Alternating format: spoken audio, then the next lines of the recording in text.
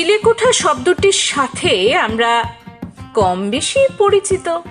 সেই ছোট্টবেলায় গল্পের বই পড়া, চিলেকোঠার প্রেম, ভালোবাসার বারান্দা, কৌতূহলী চোখ, ভুতুড়ে বাড়ি, অলৌকিক প্রেম ইত্যাদি ইত্যাদি। আজ অন্য চিলেকোঠার গল্প বলি। আমার কাছে চিলেকোঠা মানে